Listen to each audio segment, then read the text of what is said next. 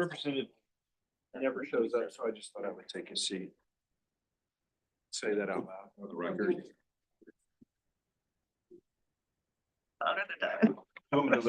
No. How are you?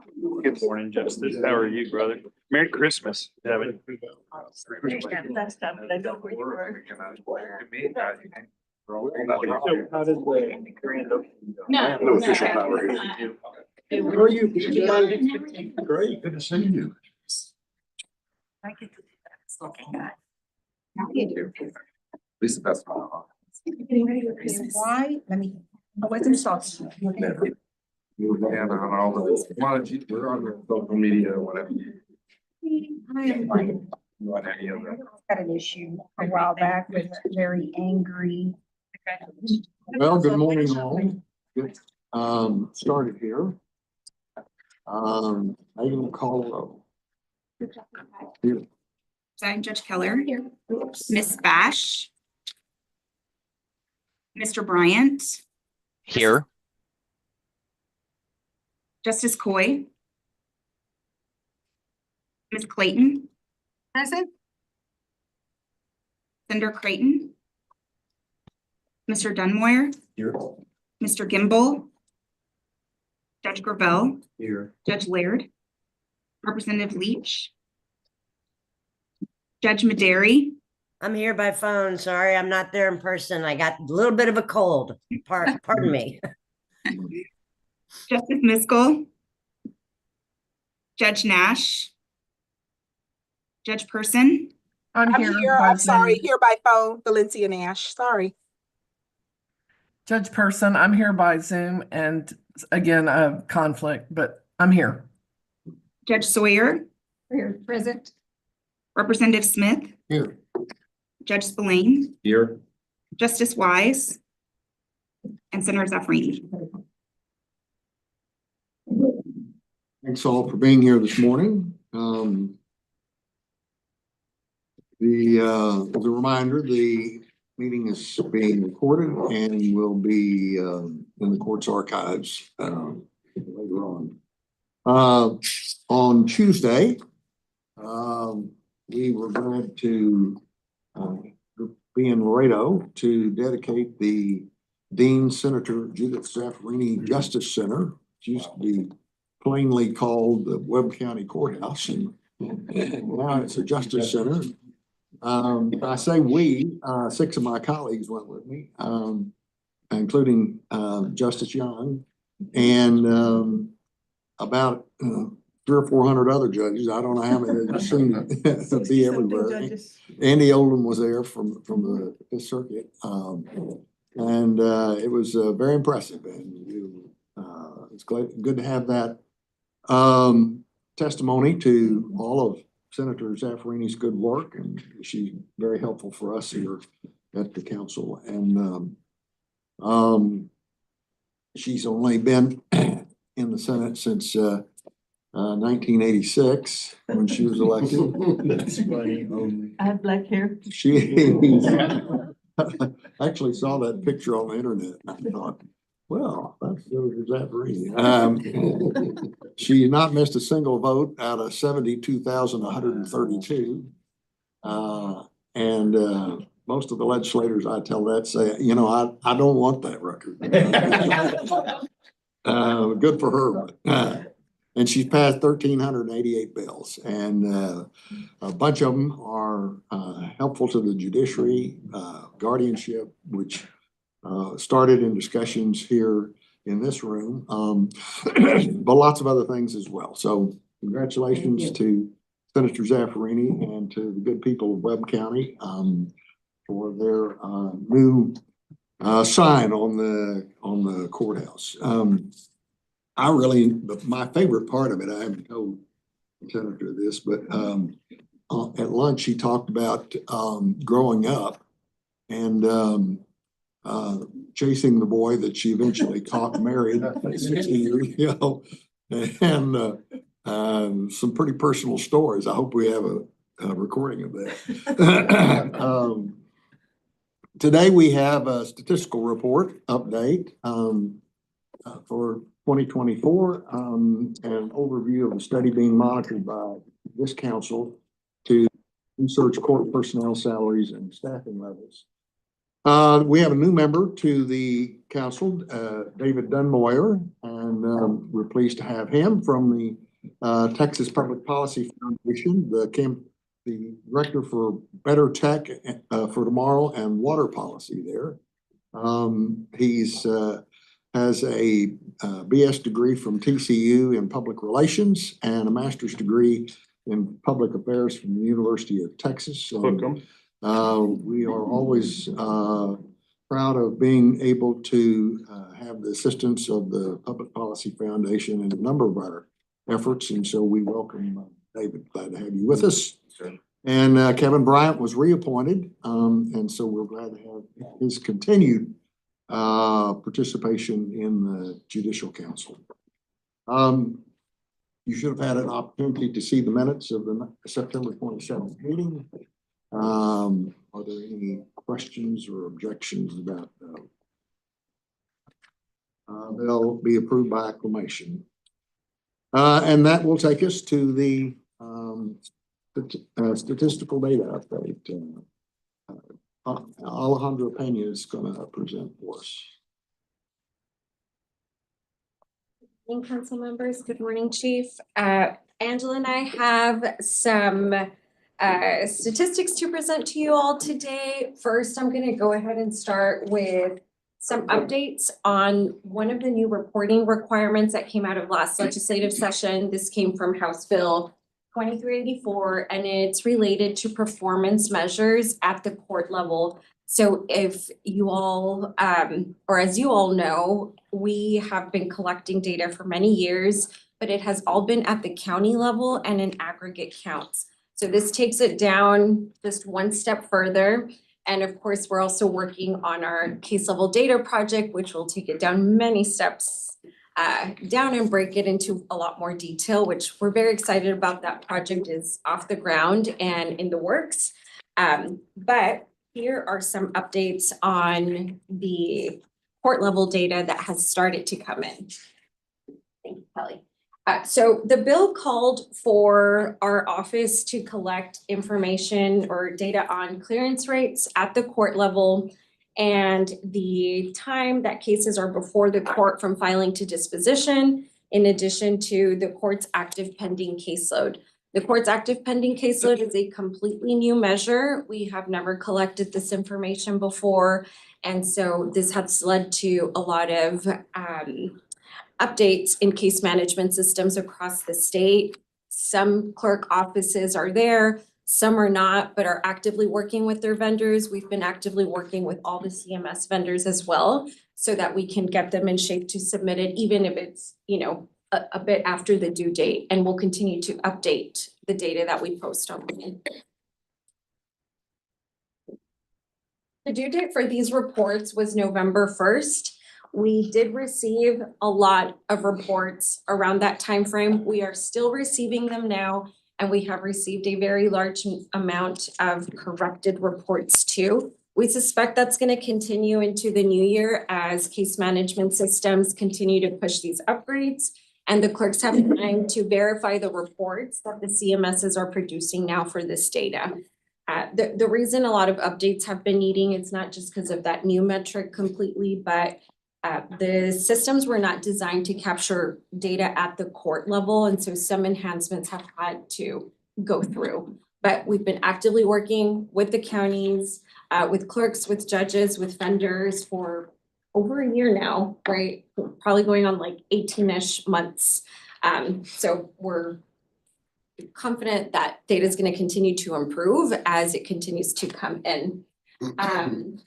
Our team has been performing internal data checks as well and validation of the reports.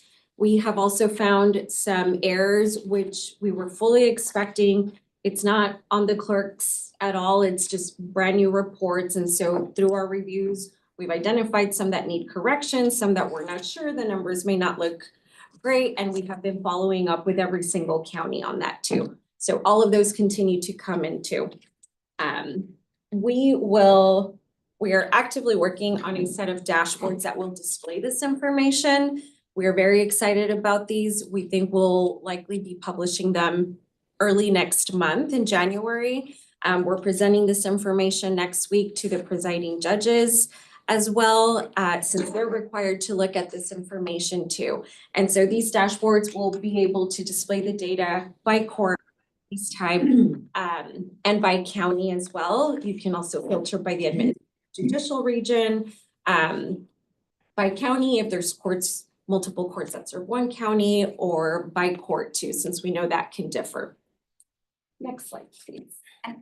Real quickly, Alejandra, I will say that in my entire career at OCs, I've been at OC for about 10 years. This is the most I've ever heard from judges about data, that they are actively looking at it now that we're collecting it by court instead of at the county level. They're actively looking at it. They're working with their clerks to make sure it is correct.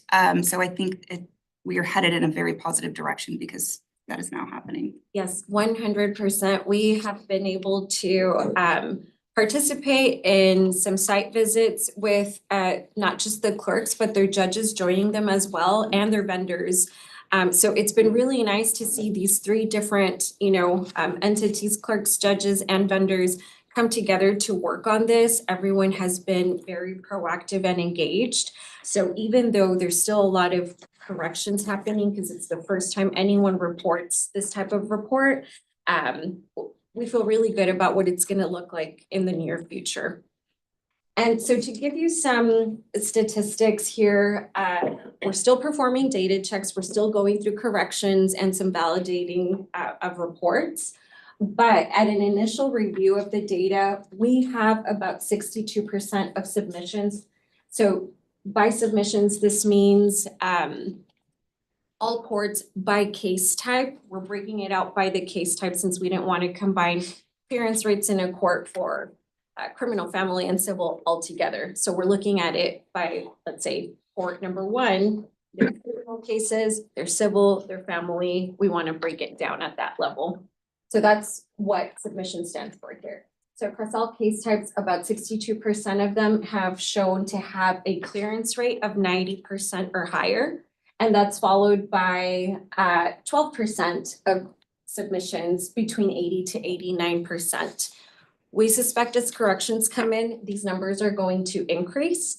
And I do want to note in some of our smaller counties, for this first report, we're capturing data from March to August, so just half of the fiscal year. So keep that in mind because some of the lower ones too, when we're taking a deeper dive at the data, it's in counties that may have only had, like 2 filings or something like that in a specific case type. So it's not that the clearance rates are just really bad. Some of the smaller rates here are made up by really small raw numbers. So there's that too.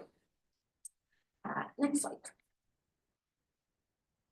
Okay, and just to show it to you all by case type as well, we are excluding probate and mental health from this slide.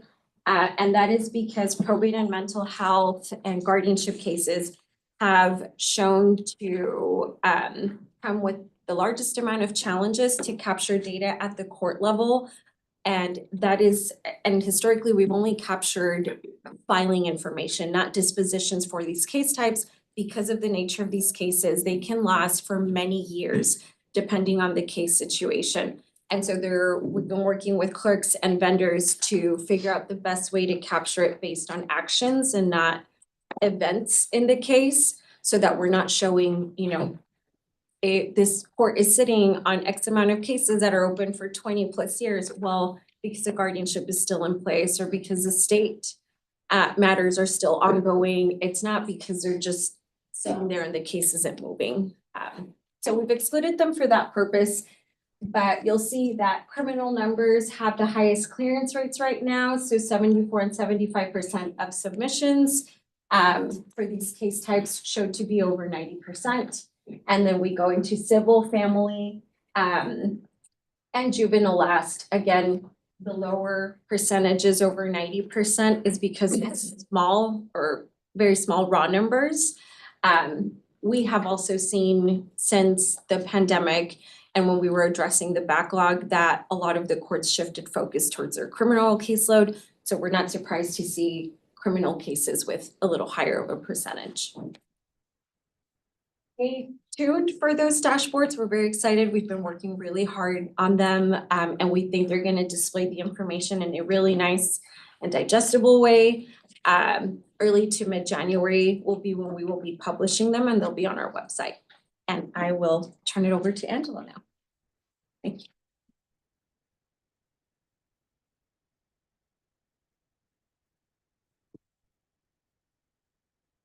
So from 23 to 24, filings increased in the Court of Criminal Appeals, Courts of Appeals, Justice and Municipal Courts.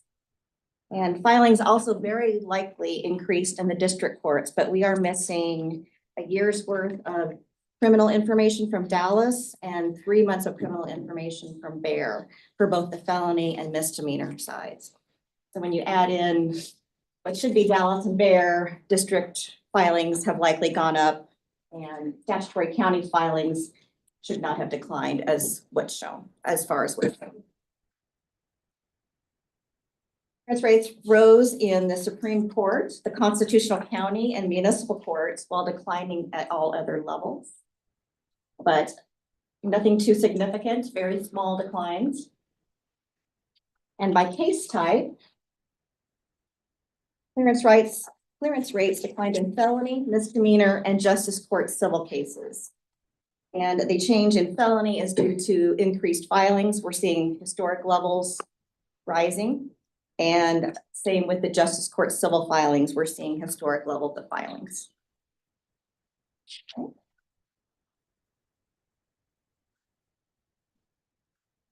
Criminal cases, the number of new misdemeanor cases increased by 10% in FY23, and that is including Dallas and Bear. So we're seeing an uptick for the first time since 2007. Excluding those counties for FY24, we are seeing a 2% increase in misdemeanors. So misdemeanors are on the rise a little bit.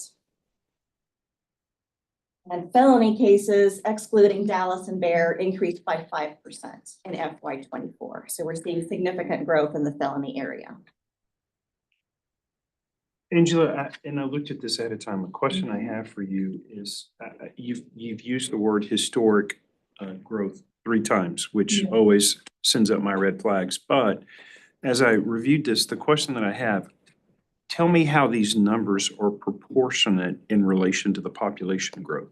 Because the population growth in Texas is increasing exponentially as well too. So is that matching or? Case filings are historically low when you look at that. Okay. The growth rate of the population, you would expect civil filings to be off the charts. Yes. It has been level or declining.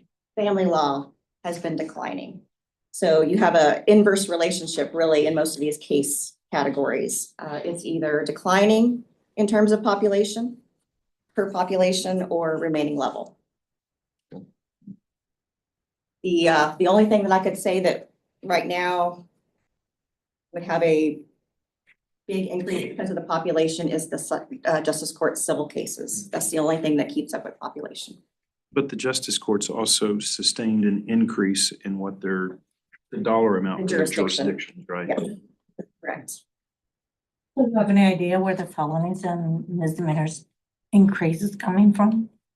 They are coming from the most serious case categories. We're still seeing, we saw during the pandemic that misdemeanors dropped. With limited resources, people are focusing on the most serious cases. And during the pandemic, there were a lot of capital murders, there were aggravated assaults. There were just a lot more of the aggravated stuff going on during that period. And most of the resources have shifted that way. We've big declines in drug cases, less enforcement of traffic. So even on the misdemeanor side, we're seeing the more serious offenses being prosecuted. Do you think that the illegal immigration is a factor as well?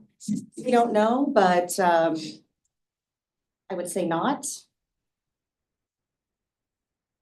People are just I'm having from more fun. Venezuela. I know a lot of Venezuelans came here. My husband's Cuban, a lot of Cubans here. We don't have that, Yeah, we don't know. we don't have that information, so we, because we don't collect that granular of information. Hopefully with the collection of case level data, we might be able to drill down into some of that, but we couldn't say what that is like at all based on the data we collect. Thank you. The reason I ask, Angela, is because we're seeing an increase in Williamson County. When I started as a JP, we might have 3 or 4 folks in for murder or homicide. And now it's 3 or 4 dozen. Yes. And so the level of crime, the intensity of the crimes increased. And I thought it was just anecdotal for our area. But based upon this data that I'm seeing, it's clearly statewide. Yes. And on the misdemeanors, my guess, marijuana still goes down, but assaults. Yes. So now it's up, so it's really Absolutely. assault, yeah. And the surprising thing, I did look at marijuana. I would have assumed it would have ticked up a little bit, but no, it's just It declining. keeps depressing it, but the assaults is. Yes.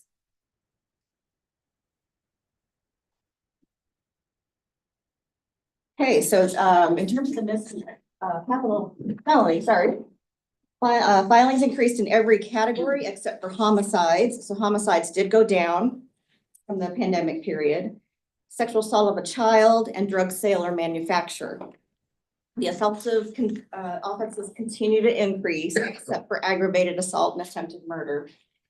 So you see your capital murders went down 12%, but the assault and attempted murders, sexual assault of adult has gone up. That had really dipped during the pandemic, but is going back up. And we've got theft-related offenses that are increasing in both felony and misdemeanor levels. So you've got your robbery, your burglary, your auto thefts that are they're going up. But drug manufacture's gone down, drug possession has very tiny. And most of it's going to be in our assaultive offenses that are continuing to be prosecuted or that are getting filed with the courts.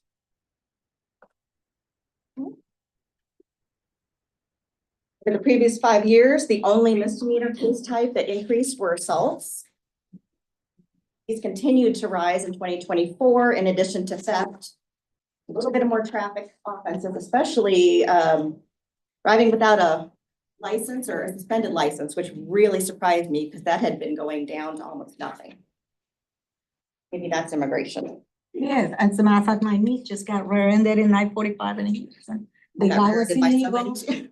He had no insurance, Yep. not even a telephone. Nothing they could do. So that came to mind. So marijuana possession down by 4%, other drug offenses, which really includes marijuana too, down by 11%. They are declining. They're importing more. Then in terms of fine only, Class C misdemeanor, they have actually increased for the 3rd consecutive year after declining forever. And they increased in all case categories except for penal code violations. We've got more traffic violations, more parking, and ordinance violations outside of the penal code. But they're still at historically low levels back in the 1980s. In terms of civil cases, filings increased at all court levels, the highest percentage in the municipal courts, but everybody had significant growth.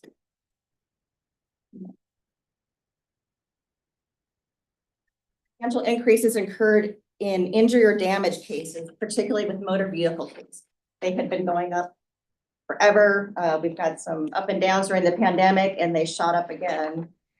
The 2 periods of decline also were, I think, attributed to the change in liability for trucking. I think Representative Leach passed that bill that changed the liability for accidents involved with trucks.